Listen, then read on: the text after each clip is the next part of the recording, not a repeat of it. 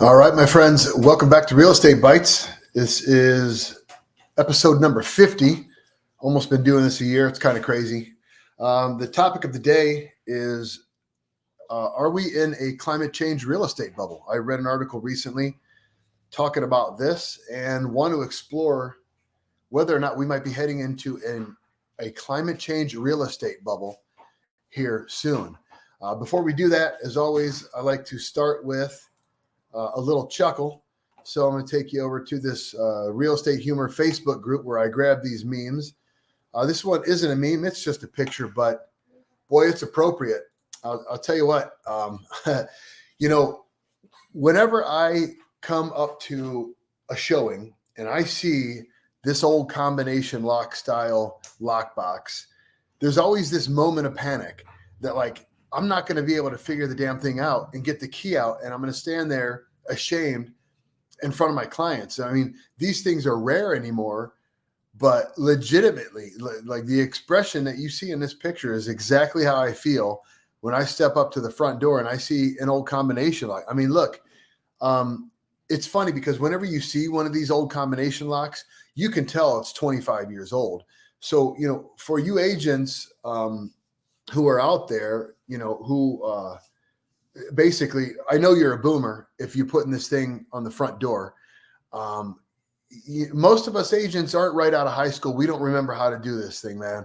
So, spend the $15, get a new 4-digit combination, make it easier on us. Because like I said, when I step up to this kind of lockbox and I got to do this combination, there's always this brief moment of panic that I'm not going to figure it out because it's so few and far between that I see these. And it's been so long since high school that I don't really remember. So that's the chuckle for today. So let's get into our topic of the day. I recently read an article. Let me pull this up here. It was on Yahoo Finance. Here it is. What is a climate change real estate bubble? 5 things to know before purchasing a property. Okay, this article is written by one Cynthia Measom, dated Tuesday, July 2nd, 2024. So let's get into this. What is a climate change real estate bubble? And it says right here as you begin the article, here it goes. It's predicted that in 3 decades, more than 100 million Americans will live in an extreme heat belt, where at least one day a year, the heat index temperature will exceed 125. That's the heat index temperature, not exactly the temperature. Heat index is oftentimes used to sell extreme variations of weather on the news. We see it all the time. My wife is always reporting this to me when she looks at the weather on our Apple map, and she tells me what the temperature is and then what the feels like temperature is. Whatever. That's kind of an arbitrary number. I don't care what science is backing the feels like number. It's not the temperature. Okay. So anyways, I don't know if you can tell, but my analysis and review of this article is probably going to be laced with sarcasm, because do I think we are coming into a climate change real estate bubble? No. Do I think a climate change real estate bubble is even a thing? I don't. I think it's clickbait. But anyways, let's get into this article. I'm sure Cynthia has some excellent points here to back up her thoughts about this climate change real estate bubble that we're going to be getting into. Okay, so it says here that we talk a lot about climate change prevention. This is what is it here? Joanna Frank, President and CEO of the Center for Active Design, is who I'm quoting here. We talk a lot about climate change prevention, but we're at a point now where we must discuss resilience. The true cost of climate change can only be understood when looking through a public health lens. So listen, guys, I've been listening to pundits and experts telling me my entire life that in 10 years, California was going to fall into the ocean In 15 years, New York City and Boston were going to be underwater. Miami was no longer going to exist. And this is always the kind of language that they use, right? Talking about, you know, these things that are always going to happen in the future. Anyways, let's move on. Okay. She says that we know that real estate industry must prioritize the reduction of carbon emissions while adapting our built environment to be resilient to climate change's many threats to people. All right, so here we get into it. These are the things to know before you buy real estate, okay?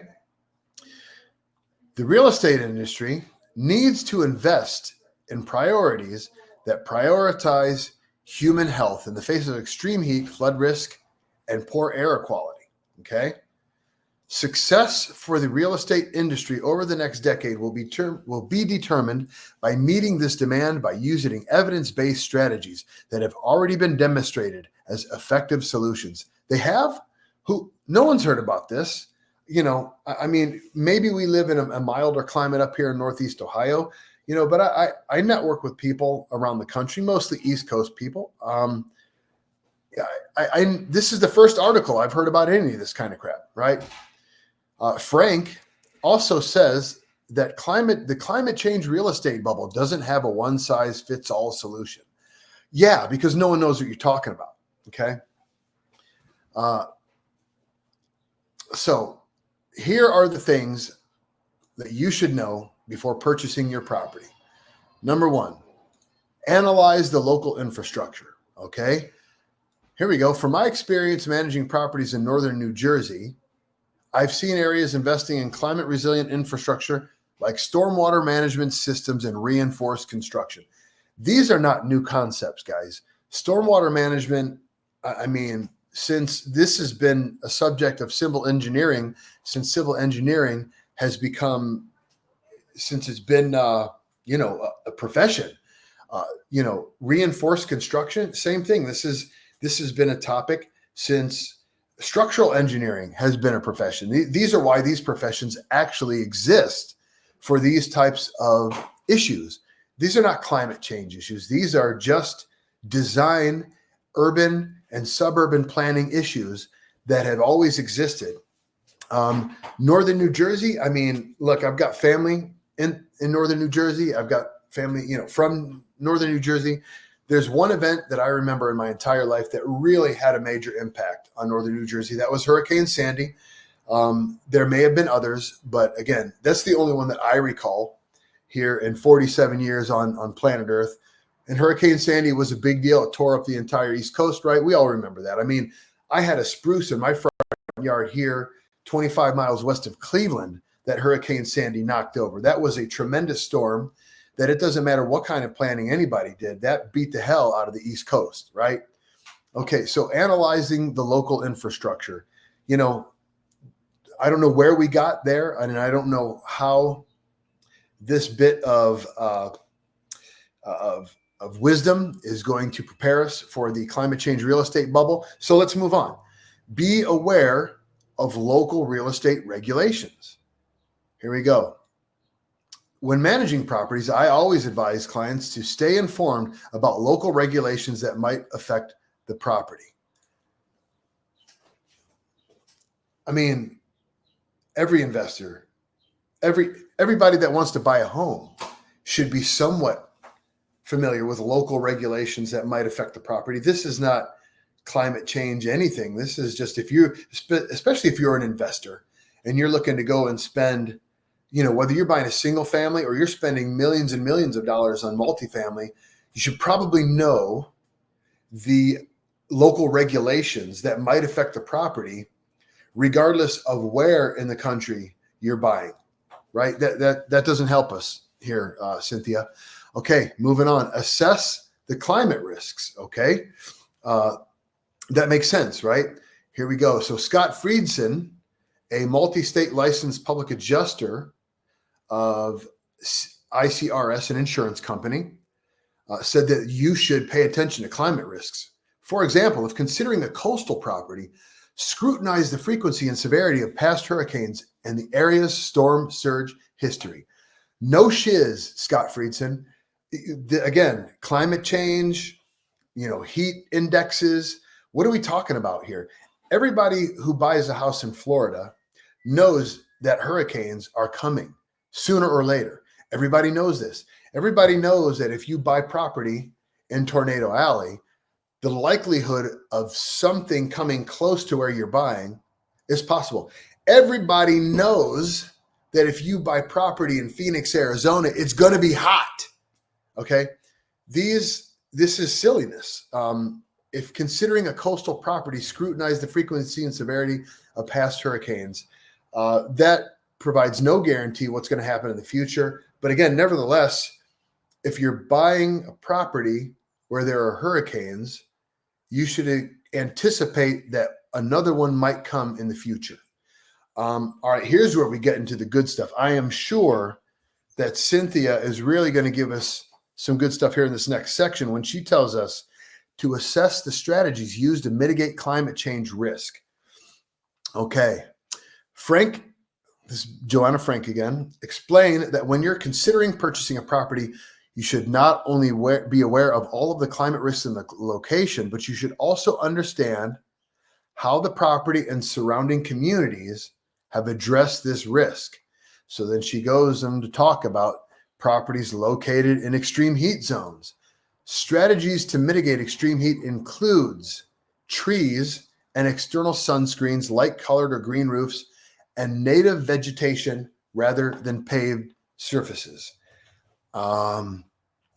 So again, I don't know how this helps prevent this climate change real estate bubble that's coming.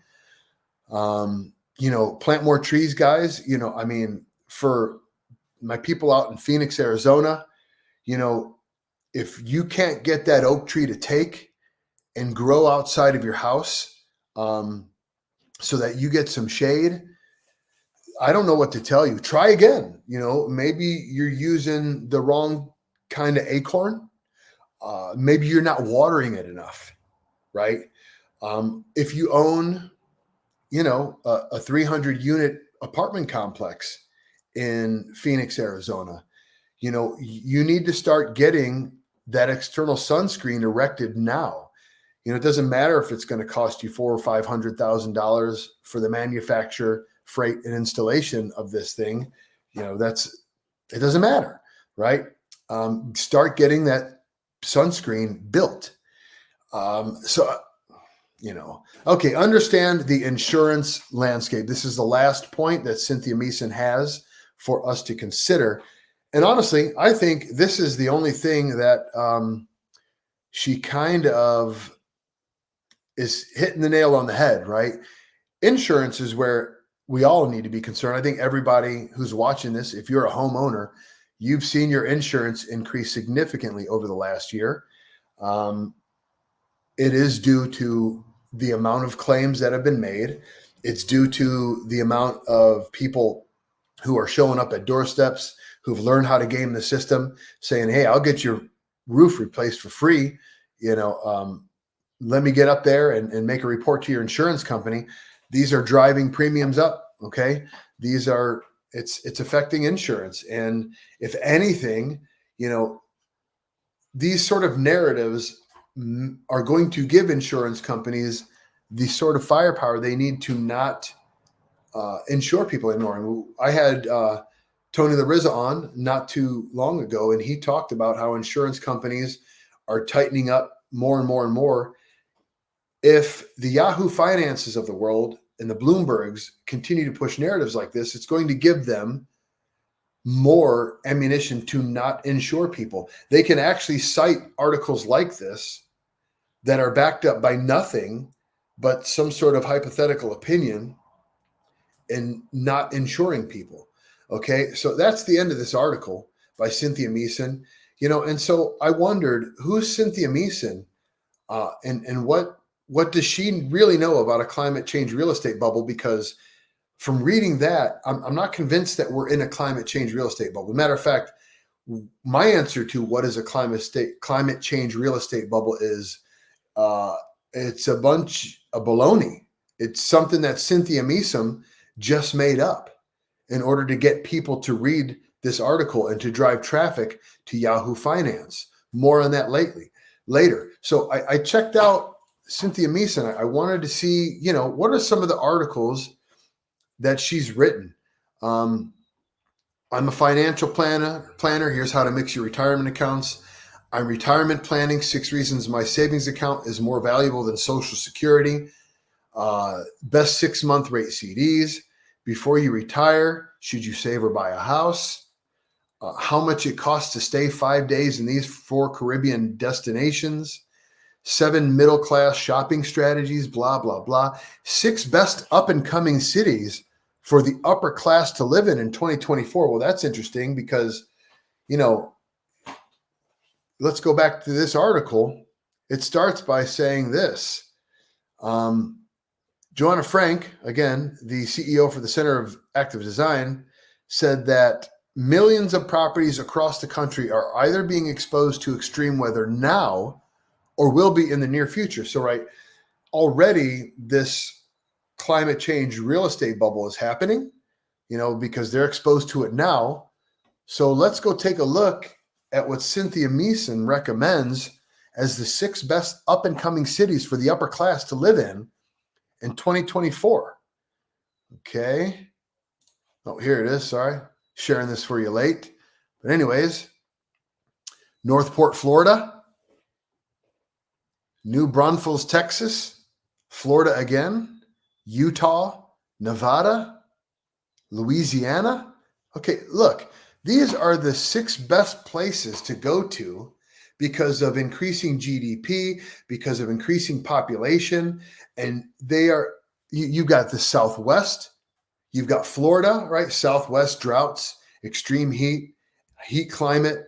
You've got Florida, hurricanes, Louisiana, hurricanes. These are the 6 best places that Cynthia, who just warned us about these places in the real estate market bubble, are saying are the best places for people to go to. So I looked into Cynthia, and the best source of information I could find on Cynthia was her LinkedIn profile.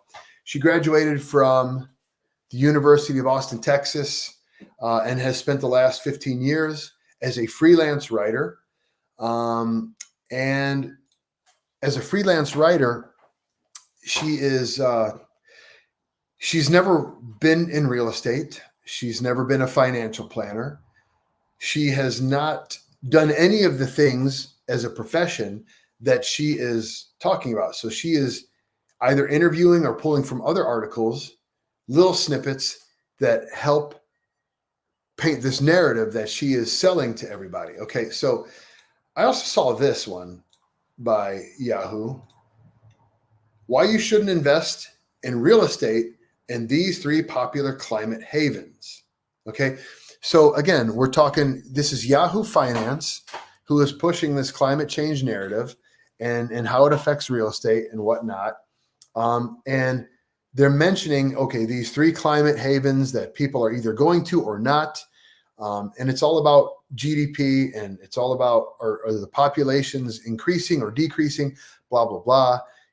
And so this one's written by Josephine Nesbitt. It's dated yesterday. Josephine, I looked her up as well on LinkedIn. She's been writing freelance articles for 4 years, but her LinkedIn profile is a little more in depth. And what she offers is the same thing that Cynthia offers. And Josephine here actually advertises it in her LinkedIn profile. She offers a writing style and headlines that drive more traffic to platforms. It says it right in her LinkedIn profile. She is going to write in a style that gets more clicks and more traffic to certain businesses, websites, and platforms. That's what these people are doing. I warn about where you get your news from all the time. This is what I'm talking about. These writers are developing, they're writing these stories that they're not real. There's no climate change real estate bubble. People are not, not going to Denver because it keeps getting warmer and warmer. They're not, not going to Phoenix. These communities are growing. They're not skipping out on, moving down to Florida. That's been the hottest market since COVID. People are going to these places. They're fleeing states with a ton of regulation and a ton of laws and things that are making it more and more difficult for homeowners and or investors to live well and live easy, make money. And they're going to these places that are more friendly to their pocketbooks. That's what it's about. It's not about climate change, this or that. It's all garbage. Be careful of what you read and where you get it from. That's the message for today. So all that said, let's go to this week's statistics. All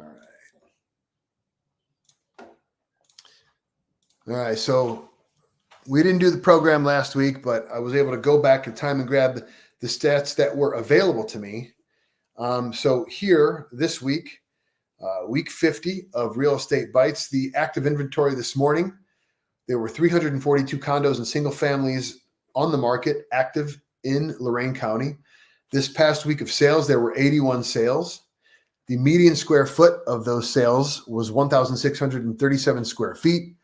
The median home value of homes sold last week was $260,500. The median square foot value was $155.93. So if you recall, we've been tracking here for a few quarters now, the average square foot price to determine in real time whether or not we're appreciating. When this last quarter ended 3 weeks ago, we were at 156.17. So we are staying on track with that median square foot value. That 156.17 represented an increase in home value. So home values are staying afloat. This column H here is average days on market for homes sold last week. This morning, the mortgage interest rates improved a bit. They were at 6.81% for a 30-year conventional note. So that's good. And then when I did the stats for the week that I missed earlier today, I saw that Amherst got its first shout for the high sale of the week. And I kind of felt bad that I didn't get to cover it, but take a look. 2 weeks in a row, Amherst is the big dog. So let's go take a look at this house in Amherst that sold for $970,000 past week. Okay, we're here on Greystone Drive, 4-bed, 4.5 bath, 5,000 square feet, which is inclusive because it doesn't include the basement, but they had egress outside, so that is included on a 1.6 acre lot. We'll take a look at these pictures. I mean, it's just a beautiful, beautiful custom home. Okay. It's almost like an enlarged bungalow. You'll see when we get to the upstairs bedrooms. Look, it's blue. It's not gray everywhere. I love that. Now, it doesn't last terribly long. We get into whitewashed walls, but still a beautiful look. Right. Nice big arched ceilings. Open concept kitchen.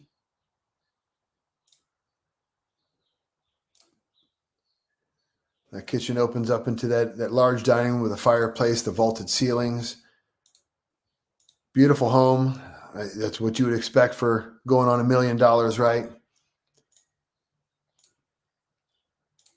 There's your master bedroom. Big, beautiful, spacious bedroom, bathroom, and closet.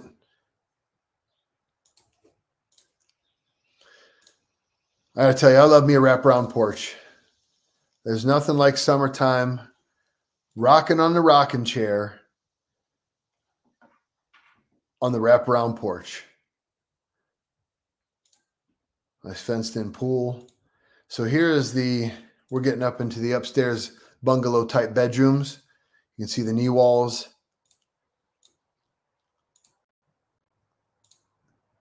And then there's your walkout basement or your egress basement.